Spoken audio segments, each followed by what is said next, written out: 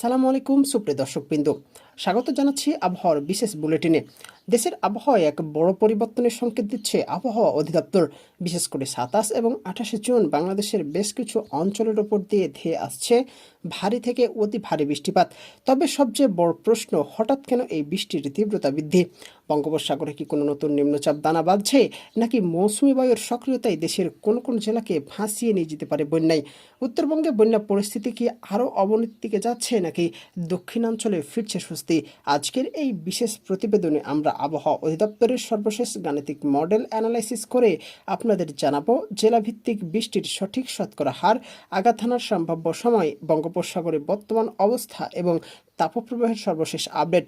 জনস্বার্থে প্রতিবেদনটি অত্যন্ত গুরুত্বপূর্ণ, তাই কোনো অংশ না কেটে শেষ পর্যন্ত আমাদের সাথেই থাকুন। চলুন বিস্তারিত জেনে নেওয়া যাক, এবং আপনি যদি আমাদের চ্যানেলে নতুন হয়ে থাকেন অবশ্যই চ্যানেলটি সাবস্ক্রাইব করতে ভুলবেন না। শুরুতে নজর রাখছি আবহাওয়ার মূল চালিকা শক্তির ওপর। দক্ষিণ পশ্চিম মৌসুমী বায়ু বা বর্ষা বর্তমানে বাংলাদেশের ওপর মোটামুটি সক্রিয় এবং উত্তর পূর্ব বঙ্গোপসাগরের মাঝারি অবস্থায় রয়েছে।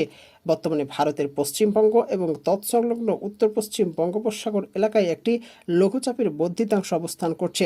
তবে স্বস্তির খবর এই যে এই মুহূর্তে বঙ্গোপসাগরে কোনো সক্রিয় গভীর নিম্নচাপ বা ঘূর্ণিঝড়ের পূর্বাভাস নেই, কিন্তু মৌসুমী বায়ুর সক্রিয়তার কারণে সমুদ্র উত্তাল রয়েছে।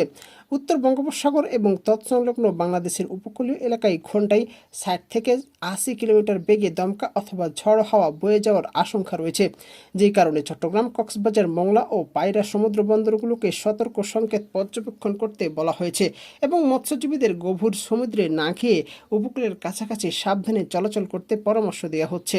এই পরিস্থিতি আগামী 3 থেকে 4 দিন পর্যন্ত অব্যাহত থাকতে পারে। দর্শক, এবার সরাসরি চলে যাচ্ছি জেলাভিত্তিক বৃষ্টিপাতের প্রবলতার পূর্বাভাসে। আবহাওয়া অধিদপ্তরের সর্বশেষ উইন্ডি মডেল এবং স্যাটেলাইট চিত্র অ্যানালাইসিস করে আমরা বৃষ্টিপাতের সম্ভাবনাকে প্রধানত দুইটি ভাগে ভাগ করেছি। এক হচ্ছে সর্বোচ্চ ঝুঁকিপূর্ণ অঞ্চল, অর্থাৎ যেখানে বৃষ্টিপাতের সম্ভাবনা রয়েছে 100 থেকে 90%।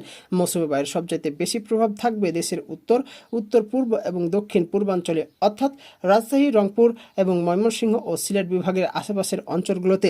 প্রথমেই আসি রংপুর ও ময়মনসিংহ বিভাগের কাছে।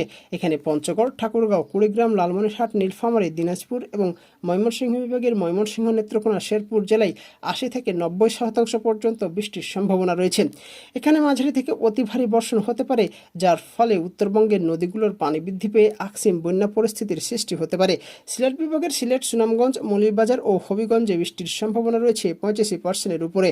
পার্বত্য চট্টগ্রামের পার্বত্য, খাগড়াছড়ি, রাঙ্গামাটি, বান্দরবান ও উপকূলীয় জেলায় চট্টগ্রাম ও কক্সবাজারে বৃষ্টির সম্ভাবনা 70 থেকে 80%। মাঝারি ঝুঁকিপূর্ণ অঞ্চল হচ্ছে যেখানে বৃষ্টিপাতের সম্ভাবনা রয়েছে 50 থেকে 70%। প্রথমে আসছি ঢাকা ও বরিশাল বিভাগের কাছে। ঢাকা, গাজীপুর, নারায়ণগঞ্জ, মাদারীপুর, ফরিদপুর এবং বরিশাল, ভোলা, পটুয়াখালীতে বৃষ্টির সম্ভাবনা 60 থেকে 70%। এখানে মূলত হালকা থেকে মাঝারি ধরনের বজ্রসহ বৃষ্টি হতে পারে। রাজশাহী ও খুলনা বিভাগ। দেশের পশ্চিমাঞ্চল অর্থাৎ রাজশাহী, চাঁপাইনবাবগঞ্জ, বগুড়া এবং খুলনা, সাতক্ষীরা, যশোর ও কুষ্টিয়া অঞ্চলে বৃষ্টির সম্ভাবনা তুলনামূলকভাবে কম, প্রায় 40% থেকে 50%।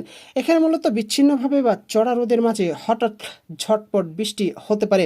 আবহাওয়ার গাণিতিক মডেল অনুযায়ী 27 এবং 28 জুন বৃষ্টিপাতের মূল প্রবণতা দেখা যাবে শেষ রাত থেকে শুরু করে সকাল এবং দুপুরের প্রথম ভাগের মধ্যে।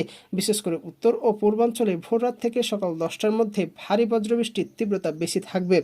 অন্যদিকে ঢাকা ও দক্ষিণাঞ্চলে দুপুরের পর বা সন্ধ্যার দিকে দমকা হাওয়াসহ মেঘের গর্জন এবং বৃষ্টিপাত শুরু হতে পারে। আবহাওয়া অধিদপ্তরের 5 দিনের বর্ধিত আউটলুক অনুযায়ী বৃষ্টিপাতের এই প্রবণতা আগামী 30 জুন সোমবার পর্যন্ত উত্তর ও পূর্বাঞ্চলে টানা সক্রিয় থাকবে, অর্থাৎ 4 থেকে 5 দিন এই বৃষ্টির ধারা অব্যাহত থাকতে পারে। বৃষ্টির এই পূর্বাভাসের মাঝেই দেশের তাপমাত্রায় পারদ কেমন থাকবে? গত 24 ঘন্টায় দেশের সর্বোচ্চ তাপমাত্রা রেকর্ড করা হয়েছে রাজশাহীতে 36.7 ডিগ্রি সেলসিয়াস। তবে স্বস্তির খবর হলো 27 এবং 28 জুন বৃষ্টির কারণে সারা দেশে দিনের তাপমাত্রা সামান্য হ্রাস পেতে পারে এবং রাতের তাপমাত্রা প্রায় অপরিবর্তিত থাকবে। দেশের কোথায় এই মুহূর্তে কোনো তীব্র বা মাঝারি তাপপ্রবাহের সম্ভাবনা নেই।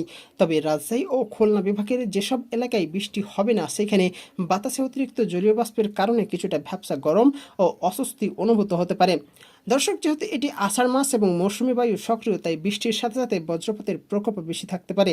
যখন মেঘের ডাক বাড়বে তখন খোলা জায়গা বা কৃষিকাজে মাঠে না থেকে নিরাপদ আশ্রয় থাকার অনুরোধ রইল। বিশেষ করে উত্তরবঙ্গে নদীর তীরবর্তী এলাকায় বাসিন্দাদের আকস্মিক পানি বৃদ্ধি সম্পর্কে সতর্ক থাকার পরামর্শ দিচ্ছে আবহাওয়া অধিদপ্তর। আবহাওয়ার যে কোনো মুহূর্তের লাইভ আপডেট সবার আগে নিখুঁতভাবে জানতে আমাদের চ্যানেলটি সাবস্ক্রাইব করে নোটিফিকেশনটি অন রাখুন। আপনার এলাকায় বর্তমান আবহাওয়া কেমন কমেন্ট করে আমাদের জানান। দেখা হবে পরবর্তী আপডেটে। সবাই ভালো থাকবেন, সুস্থ থাকবেন। আল্লাহ হাফেজ।